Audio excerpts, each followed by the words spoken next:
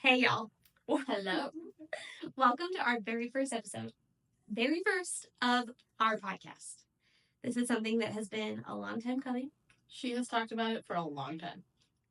I love podcasts. I've done too many of them to count. And I've done a lot of entrepreneurial podcasts just in general. And I've learned a lot, right? I, on the other hand, am a podcast virgin, so please be gentle. Very gentle. Don't be gentle. It's hard out here. We got to be rough around the edges and hard as hell. With that being said, Lorraine's job this whole entire podcast is to not say things that are dirty. No promises. With that being said, again, I've been around the block a couple of times with business podcasts, and we wanted to create one that was a reflection of our business trend and strategy, and one where we can give kind of no fluff strategies and business advice and have a point to our podcast. We want to be able to give people actionable steps that they can put into place right away. And give them a little bit of tough love. Remember, we're hard as a wolf. No. We're pretty soft around the edges. Don't get me excited. But with that being said, we wanted to have something in the works. Like, this has been in the works for a while with lots of planning. We have the next 6 episodes planned out. And we're wanting to blend this strategy, this intuition, and like real talk. Because we are 2 entrepreneurs. We live a lot of entrepreneur life and we have a ton of experience with it. Mm-hmm. Not only just us, but some of our clients' stories are just incredible. Yeah, we've made a lot of mistakes ourselves and we want to help other entrepreneurs avoid those mistakes. And we're intuitive people. You know, we like to listen to our intuition, we like to listen to our gut, and we like to follow that. Can I touch your deck? You could not touch my deck. Thank you very much. So with that being said, if y'all know me, you know that we're gonna pull a card before the beginning of this entrepreneur episode, and it is the 3 of Cups. That's one of our cards. It is one of our cards. That's crazy. We pulled 2 of our cards tonight, which talks about friendship, right? Uh-huh. And talks about community and happiness and support and sharing and all of the great things and like emotional fulfillment, happy times. I think this is such a great first card. I like it. I like it too. I think it's going to go really well with this collaboration that we're starting. And it's a great kickoff to what this episode's going to be. Maybe it doesn't necessarily relate to what we're going to talk about, but I will say one thing in business that is so important is making sure that you are finding fulfillment in it and you are finding that support and collaborating with the right people. Maybe we're the right people to collaborate with. With that being said, let's talk about why people aren't booking with you. That can be a really frustrating problem to have, and you might be doing all the right things, you know? You might be posting consistently. You might be, like showing up and doing all the marketing things that nobody actually knows what is actually going to work because it's just like throwing spaghetti at a wall. That's how you know it's done. Sorry, we just made a silly video about this, but it's okay to be putting yourself out there, but sometimes you're putting yourself out there and you're doing all these things that you think that you're supposed to be doing, and your inbox is still just dry. You might just be putting the energy in the wrong spot. And it's not that you're not trying hard enough. Trying is half the battle. Lorena's trying really hard not to make silly, dirty jokes right now. You can just I'm not trying that hard. You know, why people aren't actually booking with you, oftentimes I find one of the biggest issues is people are marketing to the wrong people. Sometimes you may not even know who the right people are, though. That's true. Oftentimes you don't know what you don't know. Mm-hmm. And that research is so important because sometimes you can be marketing to the wrong people because you just don't know. Mm. But sometimes you can also be marketing to the wrong people because you thought that was the person that you're supposed to be marketing to. And it's actually not the person who wants to buy a product or buy your service. Yeah. You know, I've ran into that a million times. Yeah, we hear from people all the time that, hey, when I first started this business, I thought this was going to be my target demographic, but hey, it turns out this is actually my target demographic. And what's even funnier is, you know how I feel about this. Like demographics, yeah, they can be important, but psychographics are even more important because sometimes it's about people's behaviors and less about what they look like or who they are, right? And the other thing that I find funny sometimes, or sometimes people make this like a huge mistake, is they literally just kind of do what they like and they don't think about their audience. Why is that a mistake then? Because if your audience is not like you Mm-hmm. or somebody like you, then you're marketing to the wrong audience. You have the solution to the not problem, right? Right. Correct. Or you should have the solution to the problem. I have this big thing where, now getting to our next point because we have to follow this little agenda here. But I think a lot of people forget about that too. Is like it's not necessarily about what you like. It is literally about what your client needs. Yeah, that's what we have to market to, right? Right. Some real life examples, because like that's what's important. Because you're like, oh yeah, you guys are just talking in generalizations. That's bogus. No. For instance, we have this one client that literally they had people going to their website. Mm-hmm. You could see them. There's this thing called a Google Business Profile, right? You could see from their analytics that people were clicking on their website, but they were getting 0 phone calls. Yeah. And they're like, why is this? Why is this happening? Why do I not have anybody calling us? So they came to us for the solutions. They did. What was our solution? Well, obviously, we found what the problem was first. Okay. You can't just start throwing solutions at the wall until you know exactly what the problem is. Mm-hmm. So we dug deep into all the things, right? Really found out what it actually was that they did and who they were marketing to. Right. And when we looked, the people that they were marketing to were not the people who needed to buy their solution at all. No, not at all. It was actually pretty opposite to what they were. And honestly, like in their particular vertical, borderline could have gotten them into some legal trouble. Yeah, but you don't know what you don't know. Exactly. Yeah. And the other thing about that too is, it didn't take much for us to find that problem. Mm-hmm. I think business owners need to constantly go back and see who's engaging with their content, who's engaging with their social media, who's engaging with their website, what that traffic looks like, because when you ignore it or you don't look at it, it can become a really big problem. And I think sometimes being too close to the problem too can keep you from finding the solution. And the solution to this was basically just shifting their messaging. Mm-hmm. These particular individuals, they were getting people to their website, but it was just the wrong people. Yeah. So, it was just the wrong people. And why was it the wrong people? Because their SEO, which is search engine optimization, didn't match who they were. Mm-hmm.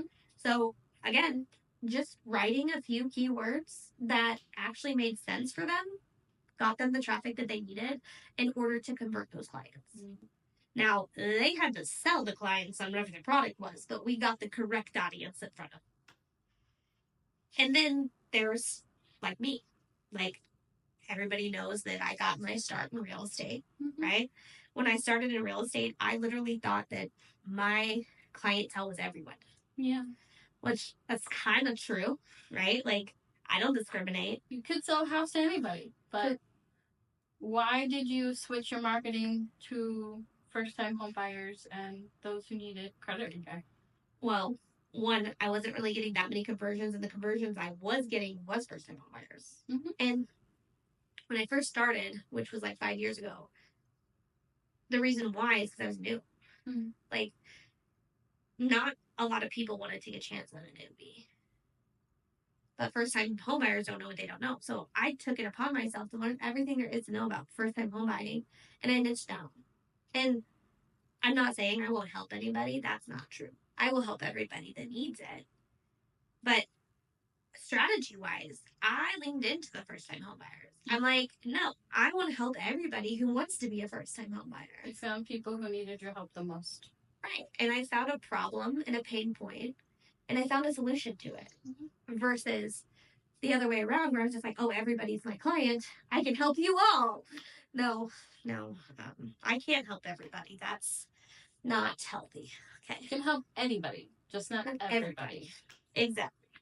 And the key lesson for me was like, I had to niche down to find the right clients. Mm-hmm. And that for me led to more sales and happier people because I was able to focus my energy on pain points that were proper solutions. I'm sure it was more fulfilling too. Oh, absolutely. Absolutely. And it was less frustrating because like I knew what I was getting into every single time I talked to a new person. Yeah. Sometimes not knowing, it's like I think that's a huge theme of this episode as well. Like you just don't know what you don't know. Yeah. Which gets us into like these common mistakes that people make. And maybe you're making some of these mistakes and you don't even know it, right? I think sometimes people don't take the time to think about their actions either. Yeah. And how it actually affects their brand. Because your brand is a lot more than just a logo or a font. It's who you are, it's your values, it's how you show up to the public. And that's what we call a brand identity. Mm-hmm. And a big mistake people have is not having a brand identity. Yeah. And how many times have we seen, like, I need a logo? And that's all people say is, I need a logo. And then we try to offer them a branding kit, and they're like, I don't know if I need all that extra stuff. And it's not an extra thing. It's your brand identity. Mm-hmm. And a branding kit, for us, a branding kit and a logo are cost-wise not much different. No. They go hand in hand. And it's so much easier to create a whole branding kit rather than just a logo. Because if you're just... Because you need the lore. Like, you need the lore behind the business. Like, what are your values? Who are you? What is your tone? What message are you trying to send to people? Tell me a story. Yeah, paint that picture. Like, paint that picture not only with the facts, but give me the emotion. Because feelings aren't facts. I was told they're valid.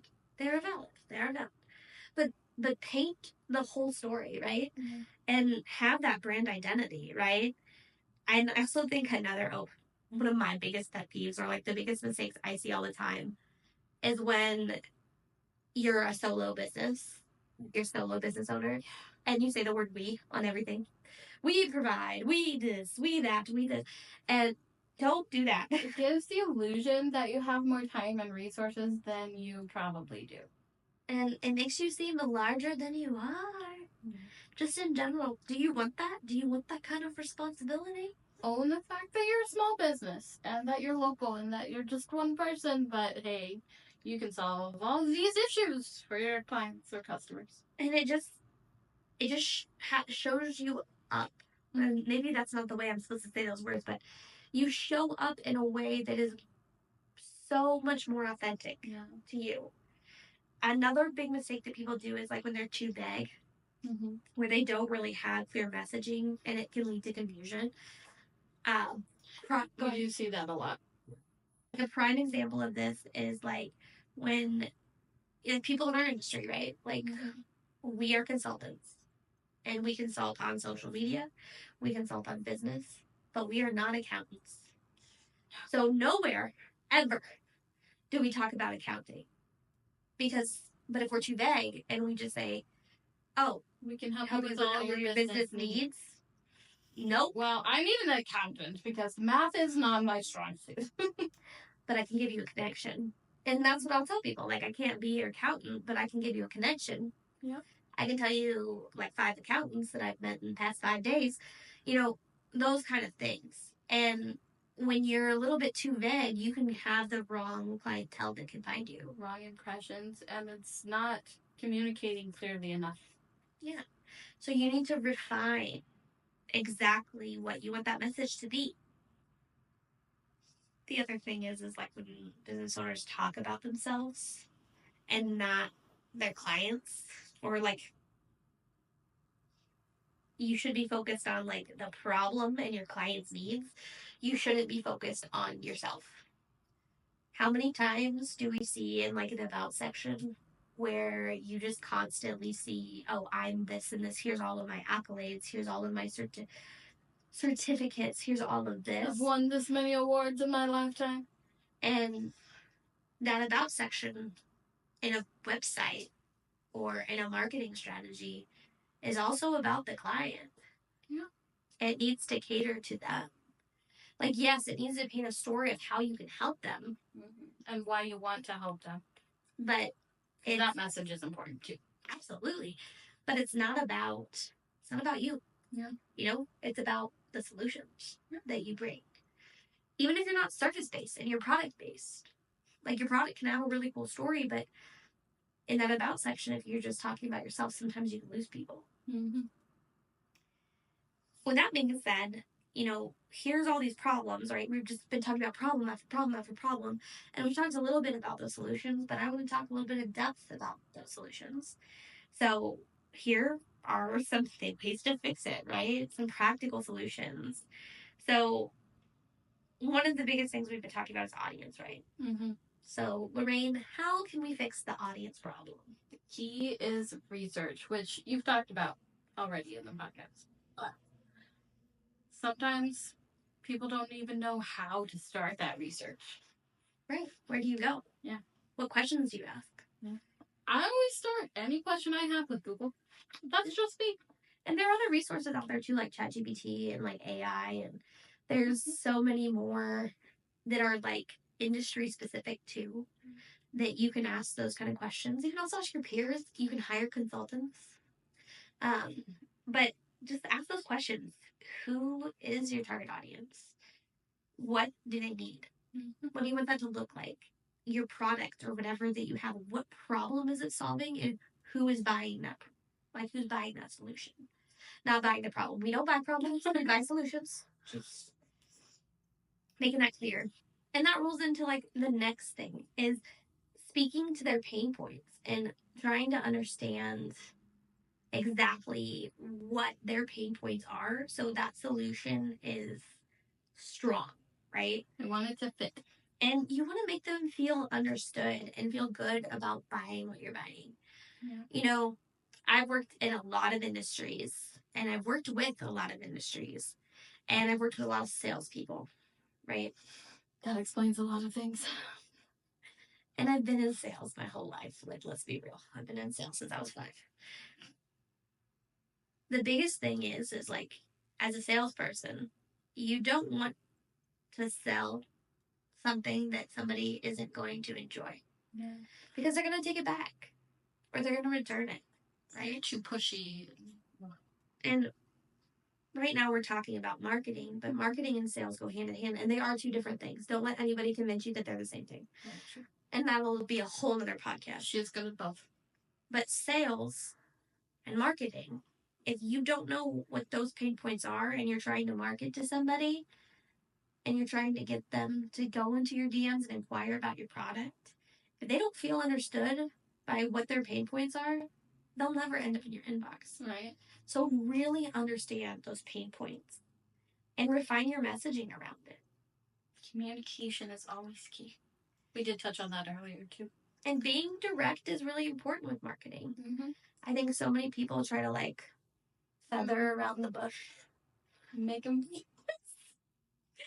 and make them like not really understand what they're buying, and it makes people feel uncomfy. I don't know, have you guys ever seen just like marketing that's like way too over the top or like those cheesy 90s infomercials?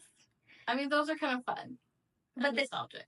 They weren't direct and to the point, or like no, or if you feel like it's like deceptive marketing, they were very overdramatic.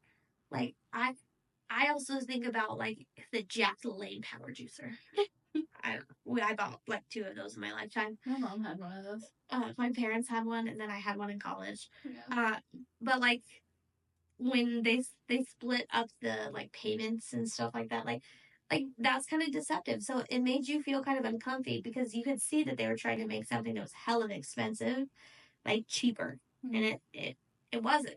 Like, it's very deceptive. Credit card companies do this too. Anyway, that's a soapbox for not this podcast.